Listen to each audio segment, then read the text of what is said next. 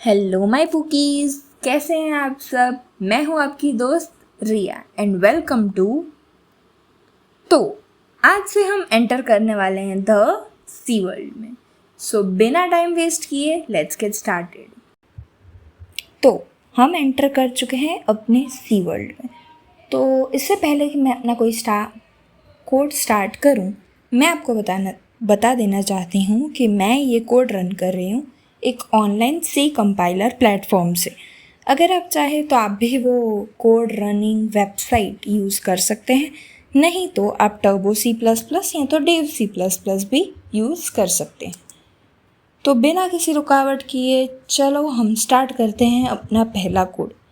जैसे हम कोई भी पॉजिटिव कार्य शुरू करने से पहले अपने भगवान जी का नाम ले लेते हैं ताकि वो कार्य सफल जाए, वैसे ही उसी तरह हम हमारा सी प्रोग्रामिंग का कोड स्टार्ट करेंगे हमारे भगवान जी का नाम लेते हुए, जो है include studio.h हैशटैग करके include 2 एक्सक्लेमेशंस के बीच में एक लेस देन और एक ग्रेटर देन के बीच में studio.h। ये हमारे कोड के भगवान जी हैं। इनके बिना हमारा कोड रन नहीं करेगा, इनके बिना नीचे के printf scanf कुछ देखे ही नहीं जाएंगे। तो एक बात हमें ध्यान में रखनी है ये कोड रन करते वक्त कि हम इन सब की स्पेलिंग सही लिखें। इंक्लूड स्मॉल में, studio.h स्मॉल में, और एक मेन बात studio.h की स्पेलिंग में यू नहीं आना चाहिए, क्योंकि अगर वो यू आ गया तो एरर आने लगेगी। तो भगवान जी को तो हमने मूवी में ला दिया, अब हम मूवी में एंटर करेंगे हमारे हीरोज़ को। तो हमारा पहला हीरो है इंटीजर मेन, अच्छा वाला शाना वाला हीरो, और दूसरा हीरो है हमारा वॉइड मेन, जो हीरो तो है पर थोड़ा सा आलसी है, पर आलसी हीरो से भी काम करवाना एक अच्छे डायरेक्टर को आ ही जाता है। तो इंटीजर मेन और वॉइड मेन में से पहले हम लेंगे इंटीजर मेन को। इंटीजर मेन वो वाला हीरो है जो अपना काम कर देता है, कंपाइल कर देता है और वापस वो कोड रिटर्न भी कर देता है कि लो आपका काम हो चुका है बिना किसी एरर्स के। और अगर एरर्स आए तो वो एरर्स बता देता है कि ये एरर आई है। पर जबकि वॉइड मेन एक ऐसा हीरो है जो काम तो कर देता है पर बताता नहीं है कि हमारी एरर्स कहाँ आई, क्या एरर्स हैं क्या नहीं।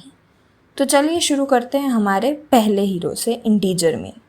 तो अब हम उसकी फॉर्मेट लिखेंगे, इंटीजर मेन सिंपल ब्रैकेट, फिर थोड़ी स्पेस छोड़ के कर्ली ब्रैकेट।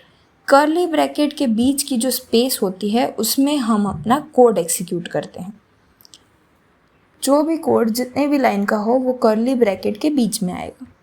तो अब शुरू करते हैं हम हमारा कोड स्टार्ट होगा printf से, जो हमें प्रिंट करवाना है। प्रिंट के पीछे f लिखना ज़रूरी है। फिर हम डालेंगे हमारा सिंपल ब्रैकेट विथ एक्सक्लेमेशन, ये उसकी फॉर्मेट है तो वो डालना ज़रूरी है। और उसके अंदर लिखेंगे हम अपना कोड जो है हेलो वर्ल्ड।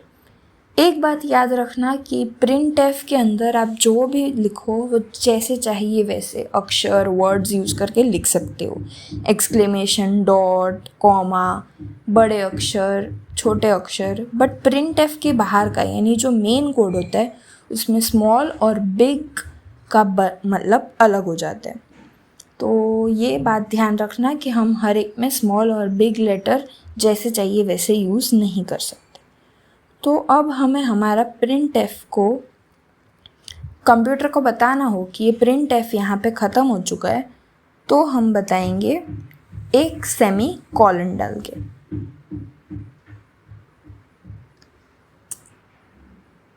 सेमी कॉलन डालने के बाद वो हमें हमारे कंप्यूटर को बता देता है कि printf वाली जितनी भी बड़ी लाइन थी वो यहाँ पे ख़त्म हो जाती है। वैसे तो हमारे सी लैंग्वेज में कोई ख़ास मतलब होता नहीं है स्पेसिंग का, पर पाइथन वाले एक्स्ट्रा स्पेस के कारण एरर देते हैं, तो वो ध्यान में रखना। अब कोई भी हीरो की कहानी ख़त्म कब होती है? जब उसे उसकी हीरोइन मिल जाती है। तो हमारी इस मूवी की हीरोइन है रिटर्न ज़ीरो। वो मिल गई हीरो को, मतलब कोड ख़त्म। अब इससे आगे कोड नहीं देखेगा, कुछ भी लिखा हो इसके बाद कोड नहीं देखेगा। तो अब हम करते हैं हमारा code run. Okay, so hello world, code execution successful आ चुका है हमारा, यानी हमारा पहला कोड अच्छे हीरो के साथ तो सक्सेसफुली रन हो चुका है। सो कॉन्ग्रेचुलेशंस। अब हम बढ़ते हैं हमारे दूसरे वाले हीरो की तरफ, ख़राब वाला हीरो। उसके लिए हम लिखेंगे void main और करेंगे हमारे रिटर्न ज़ीरो को एक्सचेंज विथ गेट ch। क्यों? क्योंकि हीरो बदल गया तो हीरोइन भी तो बदल ही जाएगी ना। तो हमने किया हमारे रिटर्न ज़ीरो को रिप्लेस विथ गेट ch। अब यहाँ पे कंफर्म एरर आएगी, क्योंकि हमारे जो गंदे वाले हीरो है वो ढंग से तो काम करते ही नहीं हैं, उनको तो मेहनत चाहिए, एक्स्ट्रा मेहनत हम करें। तो इसमें एरर आई। अब हम क्या करेंगे, हम हमारे मूवी में एक और भगवान जी को बुलाएंगे और वो भगवान जी होंगे हमारे include #conyo.h।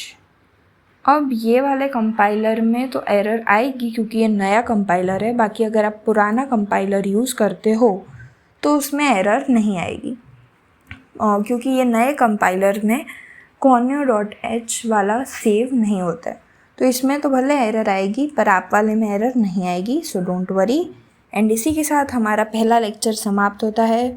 थैंक यू बच्चों, आप प्लीज़ ट्राई करना ये अपने घर पे and keep watching. Bye bye.